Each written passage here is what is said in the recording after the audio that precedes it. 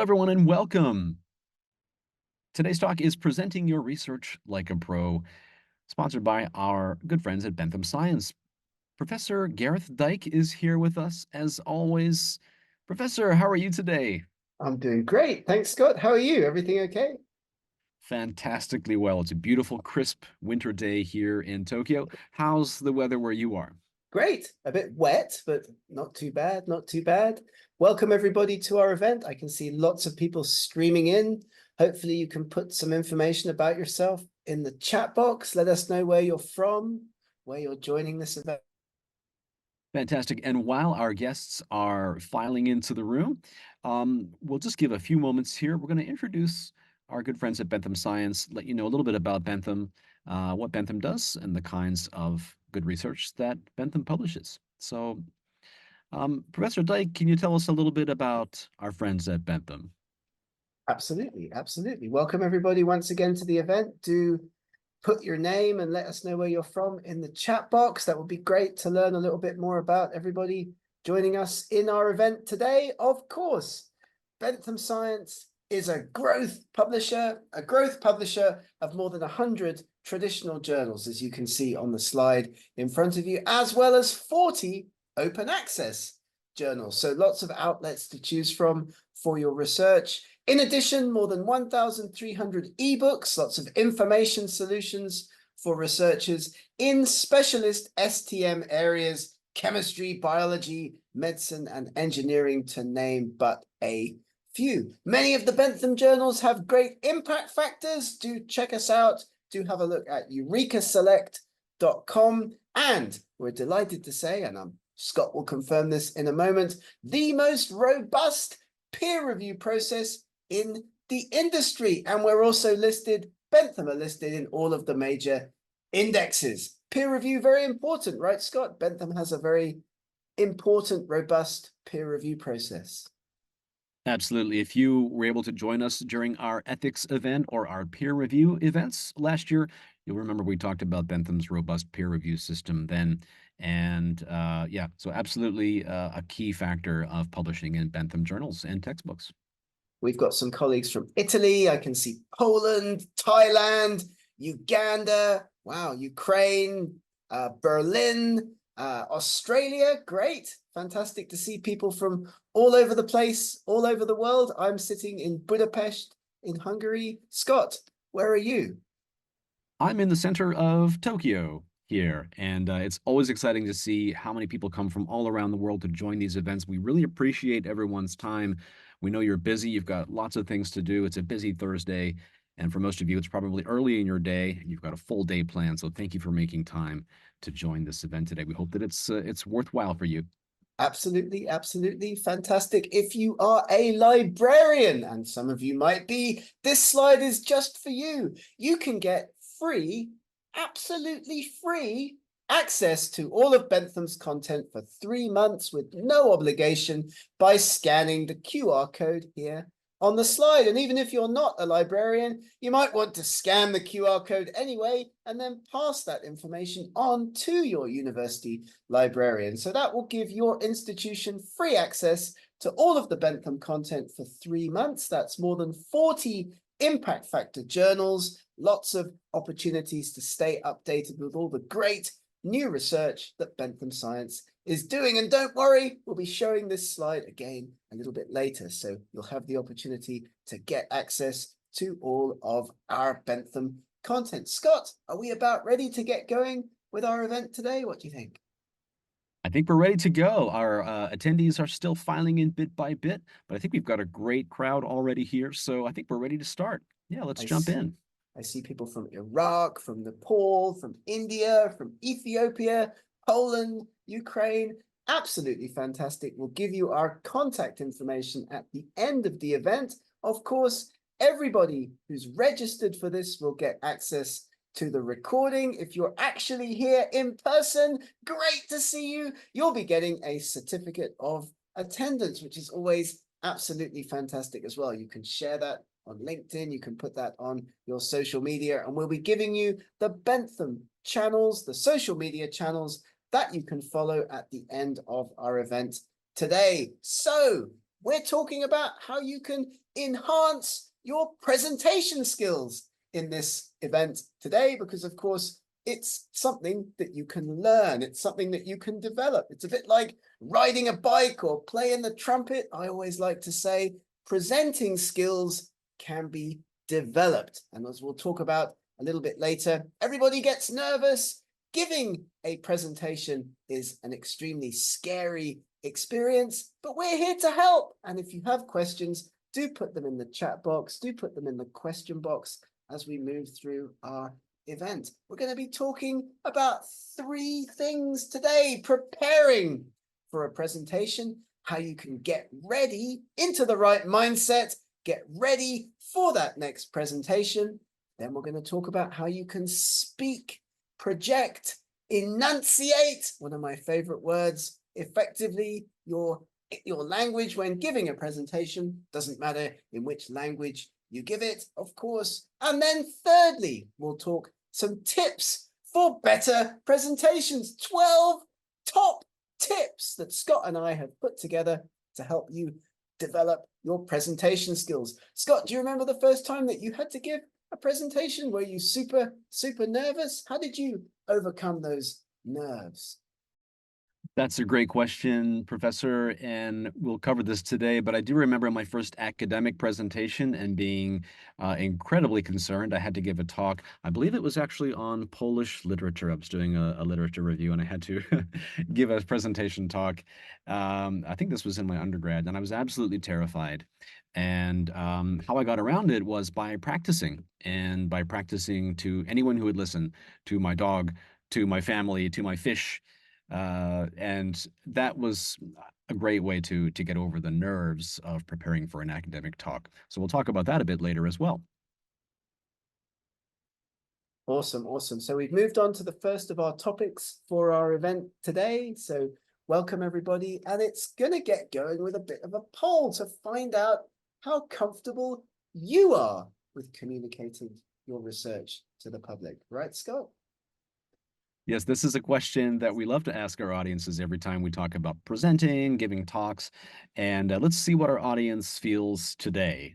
Do you feel very confident, somewhat confident, not very confident, or absolutely terrified about communicating your research with the public? Let's see what our audience said. Thank you for your honesty, everybody. I know you're amongst a group of strangers, but thank you for being honest and communicating this in the poll Mhm. as you feel, because it's going to help us, it's going to help you to develop those presentation skills. Great, and the numbers are still coming in, but so far, okay, it looks like we've got most people answered the poll. So let's finish the poll there, and it looks like the results are 8% very confident. That's quite a small percentage. 56% somewhat confident, 25% not very confident, and 10% terrified. So that tells us a lot, doesn't it, Professor? More people were absolutely terrified than feel very confident in presenting their research to the public. Yeah, we've got 30% of people there who are either terrified or not very confident. And that, I would say, that's probably a good breakdown of our audience generally. I mean, as you build up and develop your research career, as you move through your research career, you're going to end up doing more presenting, giving lectures, talking to students. But of course, many people joining us today will be early career researchers. Not that many opportunities to give presentations, but they're coming down the line. You're going to be going to conferences, you're going to be talking about your research in a number of different academic settings. How can you make sure that you do the best job possible? And here's a little survey that we used on social media in the run up to this event. I don't know if you saw it, but yeah, Scott's laughing. I can see that. Scott, do you want to talk about this for a moment? Like a survey, Yes. right? Right. This is a fairly recent survey, and actually this finding has been replicated across a number of surveys. Quite often, public speaking ends up as number one on people's most feared things in life. And look at the other things on the list: snakes, spiders, thunder and lightning, enclosed spaces. So public speaking outstrips all of these scary things. It really is Fascinating. Yeah, but it's a very common and universal fear. We all feel this way, especially in the early stages of giving talks. But don't worry, as they say, it's a skill, not a talent. This is something that you can develop. This is something that you can learn to be better at. I did my PhD at the University of Bristol. I was petrified to give conference presentations, petrified to give talks. I talked to my supervisor at the time about it. His name's Mike. And Mike said, well, the only way to get over your fears at giving public presentations is to do more of them. So bless him, he gave me lots of opportunities at the time to go to conferences, do talks. I even did a few talks on his behalf at some conferences and events that he'd been invited to, gradually building up those presentation skills. And there's a number of situations here as an early career researcher where you might see the need to give a presentation. Sounds pretty obvious: academic conferences, department meetings, informal research talks, but they're quite different kinds of settings. And I don't know if you'll agree with this or not, but for me at least, by far the most stressful kind of presentation that I had to give was in my own university, talking about my research with people that I worked with and that I interacted with every day. So I don't know if you agree with that. Maybe you'll give us some thoughts in the chat box, but academic conferences, department meetings, and informal research presentations are the settings where we usually give talks about our research as academics. And of course, it's always very important to do the best job possible. And the reason for that, of course, is that people form those first impressions really quickly, which of course are then slow to change. So as an early career researcher, going to another university, giving a talk in your own department, or going to a conference, it's important to do the best job possible. And we'll give you some tips, some tricks, how you can do that, how you can present like a pro, important aspects of your career progression, because of course as well, you never ever know who's going to be in the audience. So making a good first impression, very, very important. And we'll talk about these also as well. Poster presentations, oral presentations, or short conference abstracts. Short conference presentations, the three main kinds of presentation formats that you will be engaging with at conferences and at presentations, moving around talking about your research. We're going to focus today on oral presentations, of course, but we've got lots of content. Get in touch with us if you'd like to learn more about these other formats, or indeed have a look at the Bentham YouTube channel or the Bentham website landing page, webinar landing page, where you can get access to all of our upcoming events and sign up for other things that we're doing in the future. Now, one of the key issues in preparing for a presentation is getting over that initial step of realizing that giving an oral conference presentation or an online presentation about your research is quite different to writing a paper. Most people think that when they go to a conference or give an online presentation about their research, they just have to go through their paper. And I'm sure you've seen lots of presentations that look like this. People just start off with the title, the abstract, the introduction. They talk about their methods. They go through the structure of their academic article. And that's the wrong approach to providing a short format conference presentation that's engaging and is going to entice and allure your audience, get them interested in learning about your research.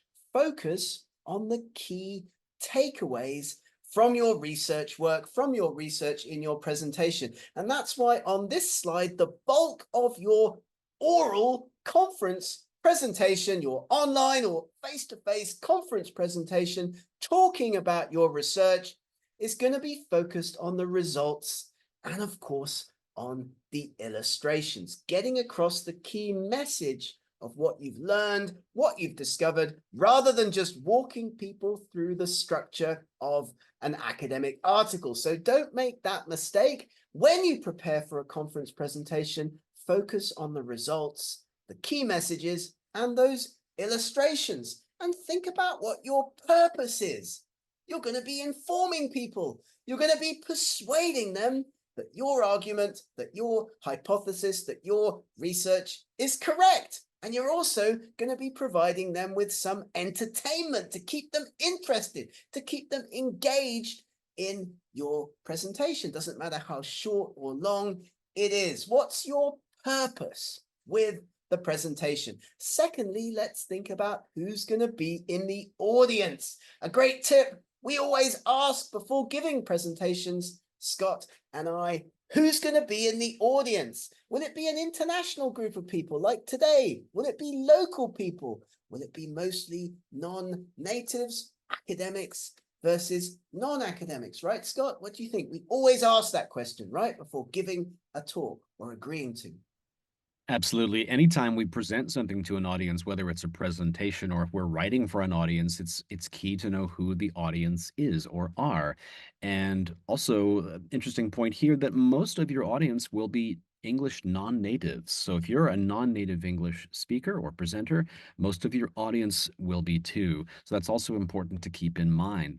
Keep your speech and presentation very clear and simple so that it's easier for people to understand. Even if your English is wonderful, and I think many people here probably have wonderful English skills, try to keep your language as simple and clear as possible for non-natives.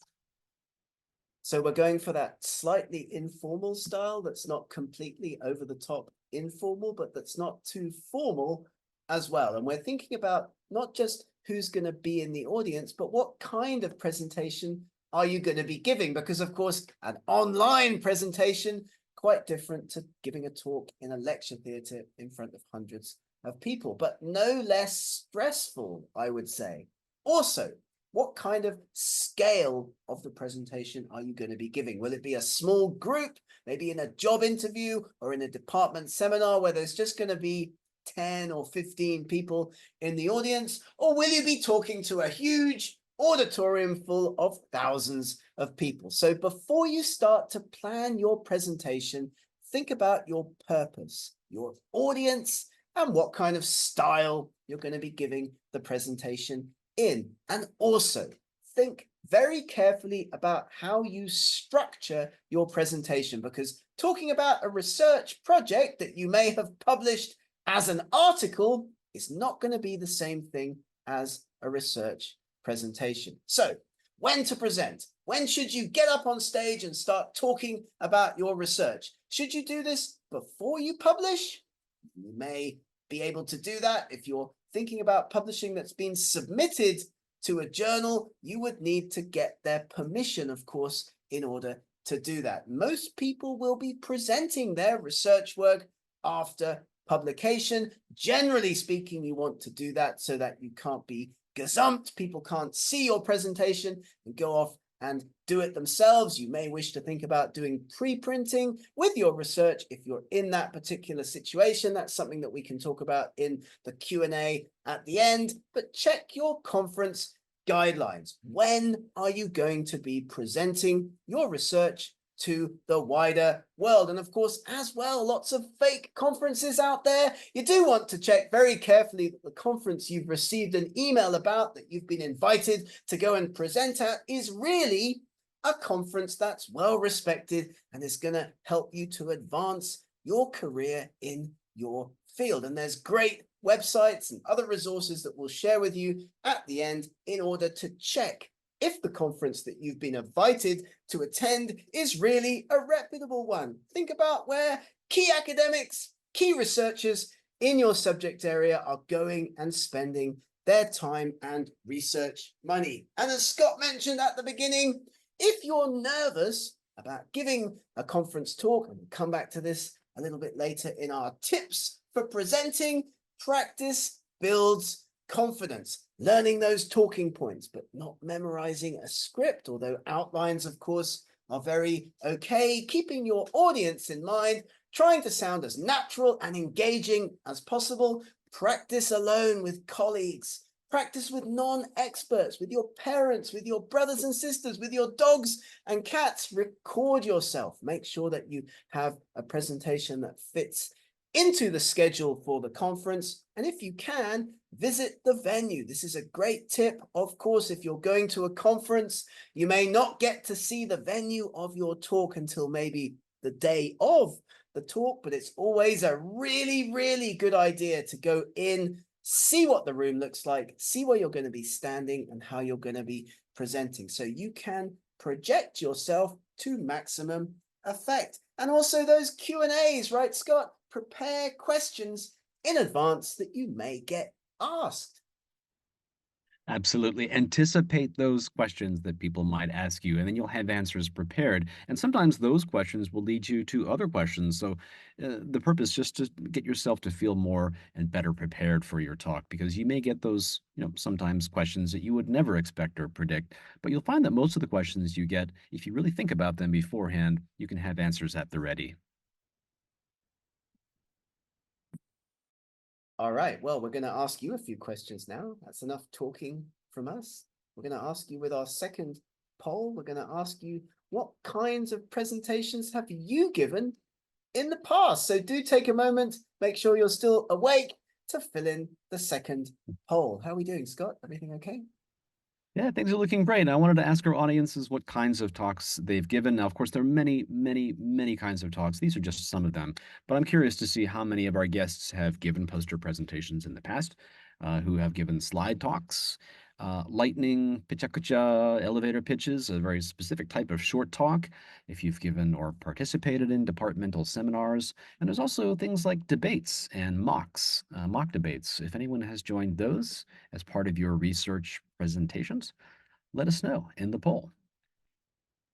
This also helps us to plan content for future presentations. As we mentioned before, we work a little bit for Bentham. We also have SciTrain, our own organization. If you'd like to get in touch with us, if you're enjoying this presentation so far today and you'd like to learn more about skills for researchers, writing and publishing, we have lots of different presentations. We'll put the link to all of our stuff into the chat box a little bit later. But if you're thinking, wow, I'd really like a presentation like this for my university or for my research group, you can get in touch with us at any time. How do those results look? And I'd never heard Pecha Kucha before, Scott. What is that? That's a lightning talk, right? It's a form of lightning talk. Yeah, we'll talk about that a bit later, but it is a specific type that you might encounter. It's not, it's actually becoming more and more popular at conferences as a form of short talk. So we'll mention that a bit later. And looking at the poll results now, we've got 52% have given poster presentations, and 92% have given slide talks. Fantastic. Great. And for short talks like lightning, pichakucha, it's less than 5%. Sure, it's kind of still a niche talk. So I'm not surprised by that. Departmental seminars, 52%. Sure. And actually, as you mentioned, Professor, others have commented as well in the chat box that that is something that they also find quite nerve-wracking and nervous, is giving those departmental talks. And at 6%, we have some of our audience have participated in debates or mock debates. That's great. Fantastic.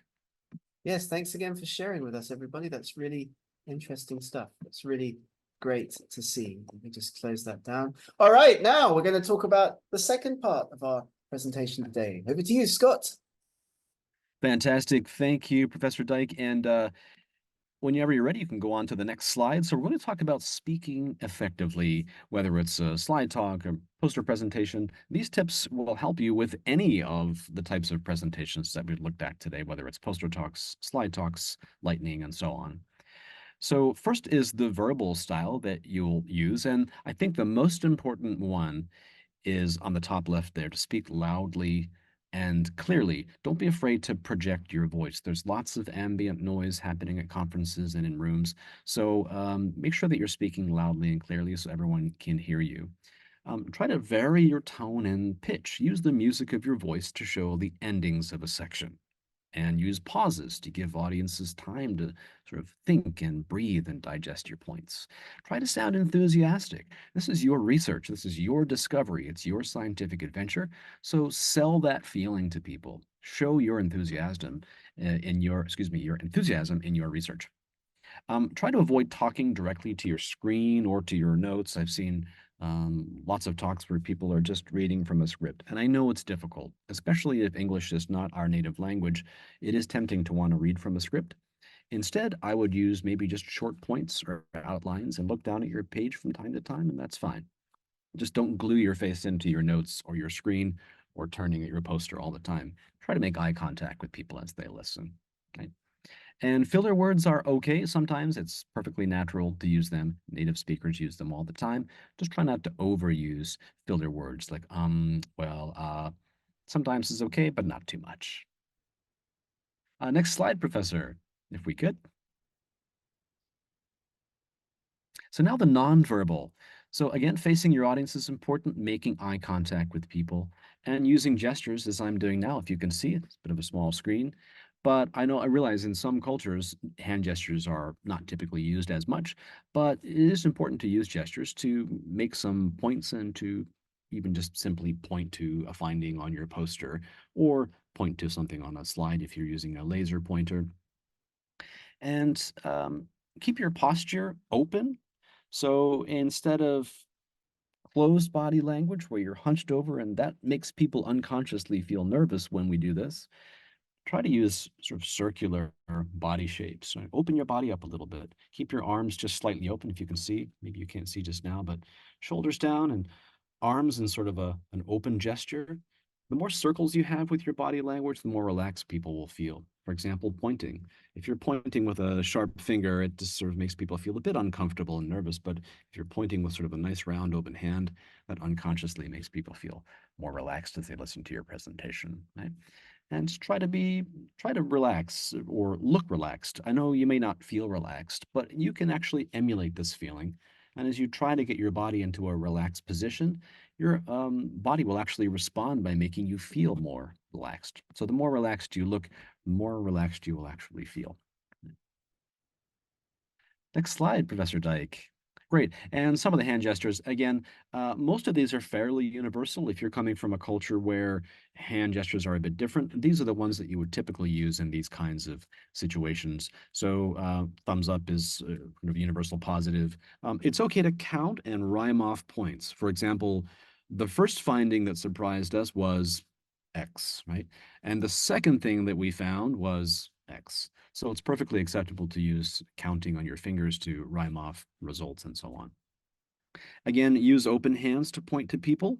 If you want to point to something very specifically, you can use a finger, but try to avoid pointing at people. For example, that's a great question, Professor Dyke, is a little bit too much. Use an open hand. Again, round gestures will help people feel relaxed. Right? And there are many more gestures here, but on to using semi-formal language. You're going to use language that's a bit less formal than you would use, of course, in your manuscript. So look at some of these examples here. I won't read them all. Feel free to review the video later. But basically, we want to just use language that people can easily understand. It is a little bit different from the language you would use in writing. So instead of using things like substantial research, we would say a lot of research. So keep your language semi-formal, clear, and simple. Here's a trick, the say it three times trick. So you say what you're going to say. Today, we're going to talk about effective presentations. Number two, say it. The best way to give effective presentations is blah. And then three, say what you said. Today, we talked about effective presentations, and the three most important tips were blah, blah, blah. So this is the say it three times rule. And some people use even 4, 5, 6, or 10 times, but three is a good rule of thumb. If you say something three times, then your audience is more likely to remember the key points and key takeaways from your talk. Being engaging is something that Professor Dyke mentioned earlier. This is incredibly important, is to not just stand up there and talk at people. This is a communication exchange. When you're attending conferences, you're sharing ideas, you're sharing your research with people, and you're getting feedback from them. So best thing you can do is make sure that people can engage with you. Check your microphones and your PC so that people can hear and see you correctly. If possible, meet people before your talk and just get a sense of who they are and their level. Right? And obviously, check that they can see and hear you while you're talking. And one of my favorite tips is to make sure that you have various ways to give people your contact details. That could be an email address that you put on your poster, on your slides. It could be business cards that you hand out if you have those. One of my favorite tricks is to get an A3 sized printout of your poster and fold it in half so that it's the same size as an A4. You can hand that out to people. You can slip it in an envelope, and you can sort of give a mini, version of your poster to wherever you are at the conference. QR codes are also very popular. That can be a link to your research, to your ResearchGate page or whatever. So always find ways to keep networking with people, promoting yourself and your research work before, during, after your talk, in the lunch hall, in plenary sessions, and in anything, anywhere you are, you should have versions of your research there and your contact information to hand out to people. So always be networking. Thanks very much, Professor, for handing me the presentation for a bit there. And back to you. You're going to share some of your time-tested tips for better presentations, aren't you? Yeah, I guess so. Yeah, I suppose so. Yeah, I can't really be bothered, but yeah, I guess I will say a few more things now. Now, Right. you sound exactly like some of the people that we see at conferences, right? Yeah, I So, know, like annoying. Isn't it annoying when people do things with their hands, like when they're giving presentations or when they speak to kind of like, yeah, with those what do you filler what were you they were like filler words, right? Excellent, we're back. But fantastic. then So I think our our audience can see that Professor Dyke gave about 4 or 5 examples of things not to do during talks, and they were perfectly done. Well done, sir. we're going to just give you our 12 tips for better presentations. Okay, so Scott's going to jump in throughout these 12 tips, but these are repeats of a few of the things that we've talked about already, some things that will be new. But if you follow these 12 tips, I promise you that you will be doing better presentations, both online and face-to-face, in person, than you currently are at the moment. And as we go through these, it will be very interesting to get your feedback in the chat box, in the Q&A. Do you agree? How many of these do you currently already do in your presenting, in your lectures, and in your conference presentations, for example? So, tip number 1, first thing to think about, as we've already discussed in this webinar today, identify your message before you plan your talk. Before you start to put your presentation together, what is the one thing that you want your audience to walk away from that presentation remembering? And I was given this advice as well when I was a young researcher. If you go to a conference or give a talk, you need to make sure that the one thing that you want people to remember about you, about your presentation, is reinforced throughout your talk. Scott mentioned the 1, 2, 3 method. You see newsreaders, preachers, religious leaders doing this all the time as well. They reinforce constantly throughout their presentations what the message of that presentation is. So if you forget everything else, at least you will remember that one thing. What's your take home message? You're going to repeatedly emphasize that, keeping it simple, effective slides, one single message as you go through your talk and you go through your presentation. That's tip number 1. Tip number 2 is understanding your audience. Who's going to be there? We talked about this already at the beginning of our event today. Will it be other academics? Will it be students? Or will it be members of the public? Or will it be a mixture of all three? Because who's in your audience determines your style and content, what kind of presentation you're going to create, and how much specific content. Don't fall into that cognitive bias trap that many academics fall into, where they assume that everybody else listening to them or reading their paper understands as much about the subject area as they do. So tip number 2 is understanding your audience. Who's going to be there? How are you going to pitch the level and the content of your presentation to that particular audience? So tip number 1, your message. Tip number 2, who's in the audience. Tip number 3, and I'm sure you've all seen this in action at conferences before, how long is your talk slot going to be, and how are you going to fill that talk slot effectively? You do not want to be unplugged by the session chair. You do not want to have just started talking about your results section when it comes to the end of your presentation. I mean, you've seen this millions of times, I'm sure, Scott, at conferences. People haven't planned their talk to fill the time properly, right? Amazingly, and also, even if we do plan very well, there are all kinds of unexpected things that can happen. For example, what I like to do is come up with at least two versions of a talk. So if the person who's speaking before you speaks too short, then you suddenly have time to fill.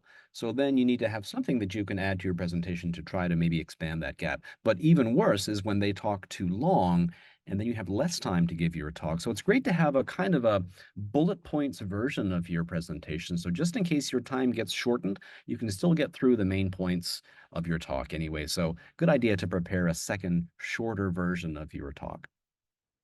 Yeah, so you don't want to have to rush, skip through your slides to get to the conclusion. Right. You don't want the session chair like looming over you. And I've even Right. seen people being unplugged from the conference projection system in a session where, there's lots of other speakers coming. The last thing that the conference needs is somebody else talking well over time. There are other people going to be moving between different parts of the conference. People will have a program schedule they'll want to get to talks. So one message per slide is a great rule of thumb. 1 minute per slide is also a great rule of thumb. So if you've got a 15-minute conference presentation to prepare, you don't need 200 slides. Rule number 4, tip number 4, avoid death by PowerPoint. And we've all seen this loads of times as well. We refer you to a great resource. You can see it here on the slides. More is less in presentations. You can see here 2 slides from David's presentations that get the same message across, but I think that your documentation approach is not what you want in your presentations. Getting across those issues, much better done with pictures, much better done with less information, avoiding what they call death by PowerPoint. And again, Scott, I'm sure you've seen this like loads of times in conferences. Too much information, right? Yes, we've all been victim to it, and to be honest, if I'm being honest, I have done it in the past as well. We've all killed others with our PowerPoints and being killed by PowerPoints. But I think this is a great point to remember the difference between documentation and presentation. Your poster is not your paper. Your slide presentation is not your paper. And that's why I think that giving things like short lightning talks is great practice because it forces you to realize what are the key things to take away, what are the key visuals, the key takeaways. So get into the idea of thinking of your talk as a very distilled, filtered version of your full paper. If you want people to read the full paper, give them a link to the full paper. But that's not your poster and that's not your talk. We have another example here, like the company history presented in 3 different ways. And I think we can all agree that just writing out the company history and putting it on a slide, not the most engaging way to present that information. There's a good example here in the middle, and perhaps the most engaging, slightly different, done on the far right-hand side. So these are, again, examples of how you can present information that could be boring if presented in one particular way in a more engaging way. And we strongly recommend, as we talked about earlier in the slides that we showed about structuring presentations, you are not going to be talking all that much about your method in a research presentation, unless, of course, it's a new method, a novel method, something that you want to share with the audience. But most of us are going to be focusing on our results. What's new about the study? What question are we addressing? What new novel steps forward are we providing? And very often we're using standard methodologies. So keep your method short and simple, maybe just 1 slide in a 15-minute conference presentation. We've all seen, again, those endless conference presentations where people talk a lot about their methods, and that's not really what the audience wants to learn about. They are here to learn and understand about your results. So focus your research presentations, if you remember that shape slide that we showed you a little bit earlier on the results. You're going to focus on the results. A good technique for doing this in short format presentations is to list 3 things that you found in your research and then make a series of slides around those 3 key results, because people often can't remember more than 3 things. It's going back to that slide that Scott showed a little bit earlier, where you talk about something, you reinforce it, and then you reinforce it again. It's an old rhetorical trick that's been around for hundreds and hundreds and thousands of years. You present things in groups of 3. People remember groups of 3. Put your research results also into a group of 3. And tip number 5, of course, your illustrations are absolutely key. A picture is always worth 1,000 words. So in this example, it's not such a great illustration, but it definitely gets the message across. Your message is more important than beauty, but your pictures are where your presentation must focus, as you've seen in the examples that we've shared already. Tip number Here we go. 6, great tip when you get started. How are you going to say those opening few lines? And this was a great piece of advice that I was given as a student. When you get ready to give a conference talk, you deliver it with your opening lines in mind. A clear and steady pace, craft a strong opening, engage with your audience, and this will help you to conquer your presentation anxiety. Having those opening words ready to go when you get up there on the podium, when you start your presentation, is the best way to get over your nerves. And as Scott mentioned already several times, practicing makes perfect. Practice in front of a mirror, colleagues, friends, and parents. Do dry run talks in front of an audience. Get feedback, especially important if it's a conference presentation, or even more important if you're doing a presentation for a job interview. Time your slides and transitions. Preempt your content for audience engagement, and try not to speak off a script if you can, right? Scott, we've seen many people talking off scripts, and that doesn't look very good, really, does it? Right. And when we say don't speak from a script, we don't mean don't draft a script or draft points or an outline or talking points. It's perfectly okay to look down at a series of bullet points. I like to make like a one pager with really big text. And this is especially true if you're presenting in a language that's not your own. So sometimes if I have to present in Japanese, for example, it's good to have a little helper sheet with bullet points on there that I can talk from. But what I will not do is just read directly, bury my face in my script and read from there, because then you're not engaging with people. So even if you're speaking in a language that's not your own, your native language, try to avoid reading from a script. Talking points, totally okay. Look down sometimes, look back up, but keep that eye contact going with your audience.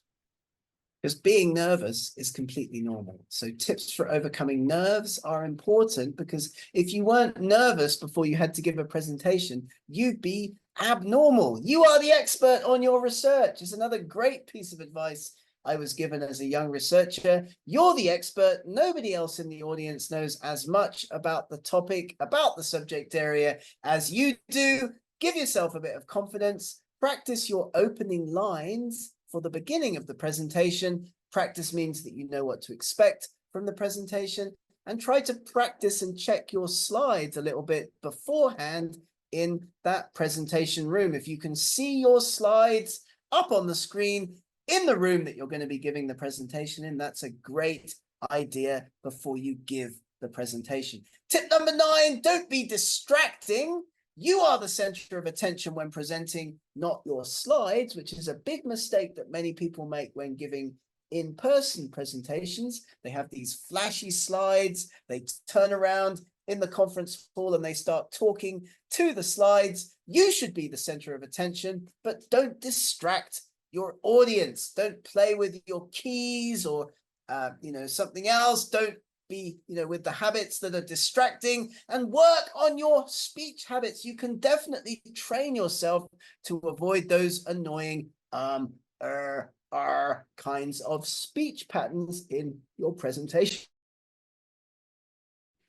So tip number 9, Don't be distracting when giving your talks, which brings us on to tip number 10, which is, of course, you are the center of attention. It's you, the researcher, the presenter, not the slides, that should be the focus of attention in the presentation. There's a reason that we call them visual aids, right? They're there to help you, the presenter, give the talk. They should not be the focus of the presentation. So don't hide away when presenting. Your audience wants to be engaged. You are the presentation. Take center stage. Your slides are visual aids, nothing more. And if you need help with designing slides, or you need help with putting slides together, do get in touch with us. We are delighted to help with that as well. So with you as the focus of attention, keep in mind that using a laser pointer forces you to turn your back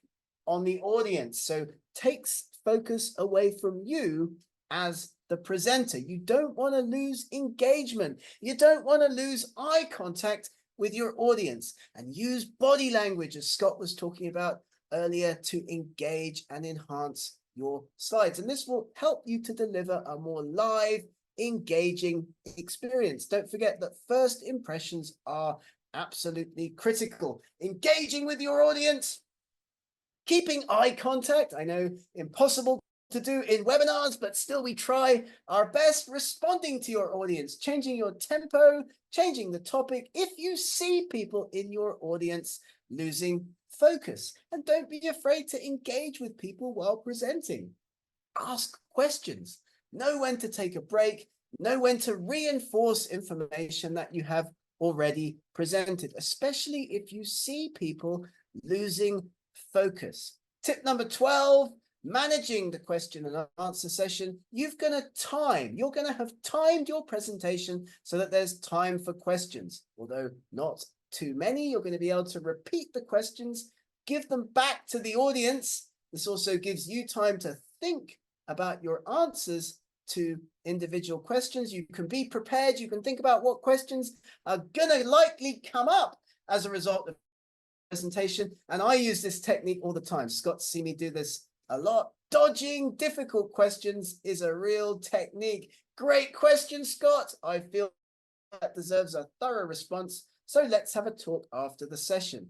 Or you can just say, I don't know, which not enough people do, really. Don't ever be afraid to admit that you don't know the answer to a question as you manage that Q&A session at the end of your presentation. So that was our 12 tips for effective presenting skills. They'll all be in the video recording of this event. And if you are a librarian, we'd like to once again thank you so much. QR code here on the screen if you'd like to get access for your library to all of the Bentham Science content for the next 3 months, absolutely free.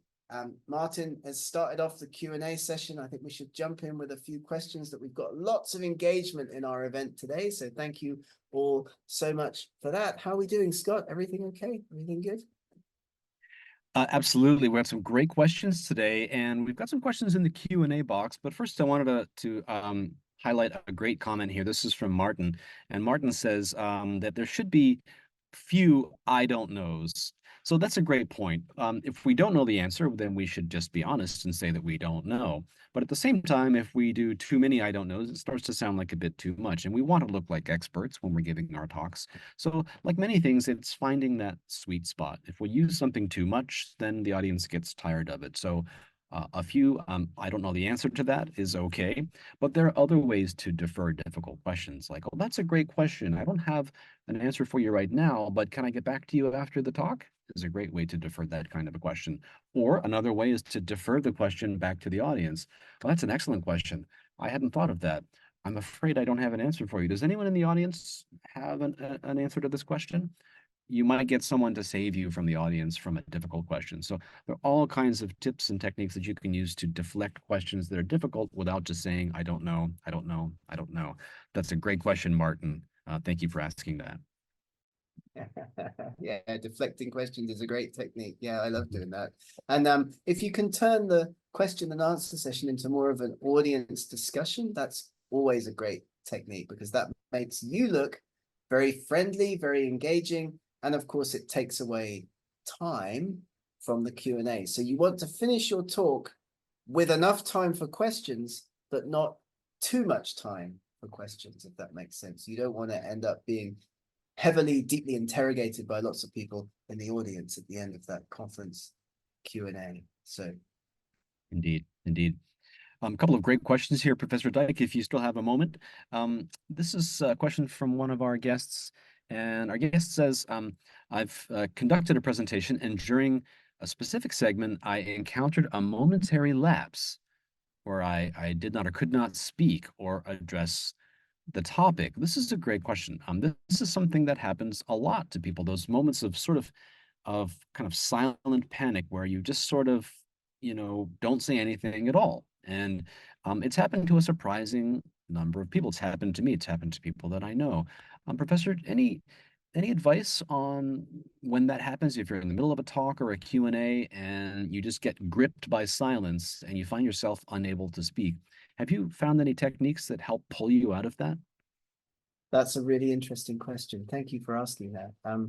We do not, I mean, other than staying calm, and I know it's very difficult to say and very difficult to do, but it's yeah, I mean, it's happened to me as well, where you kind of just lose concentration for whatever reason in front of a group of people, but you'll come back, and everybody in the audience understands that giving a talk is a nerve-wracking, stressful experience. Everybody's in the same boat, especially at conferences. If you're a student, people will understand that, you may not have done this too many times in the past. So stay calm. And when you do get grip back on the presentation, try to keep going and maybe recap what you said before the break and bring the audience back along with you. I guess it's a bit like getting disconnected from your internet during the course of a presentation as well. Stay calm. It'll come back.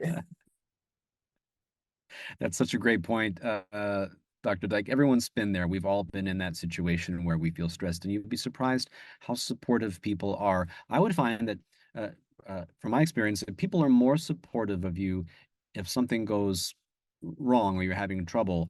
Um, People are just more supportive and empathetic than if you're someone who thinks you have all the answers and you're arrogant and you know everything and you're better than everyone.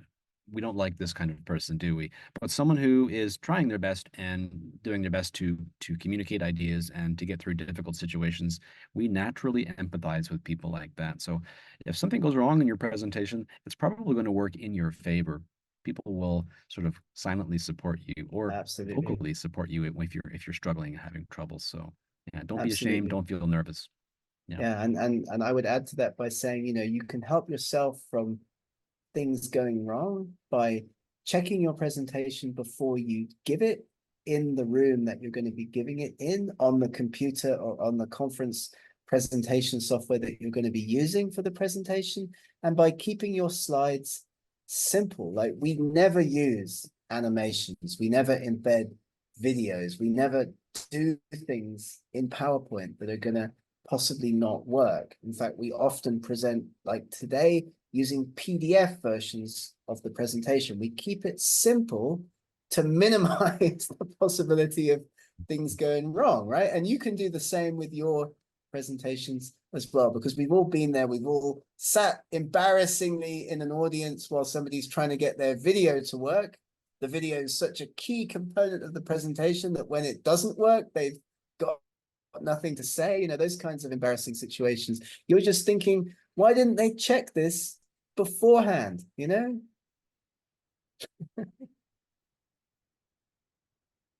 Indeed. And we're coming to the end of our time here, but we have one more question if we have a moment, Dr. Dyke. This is a question from Abdullahi, and the question is, can a person present their abstract in a conference if it's already been published? Okay, this goes back to our ethics presentation from last year, doesn't it?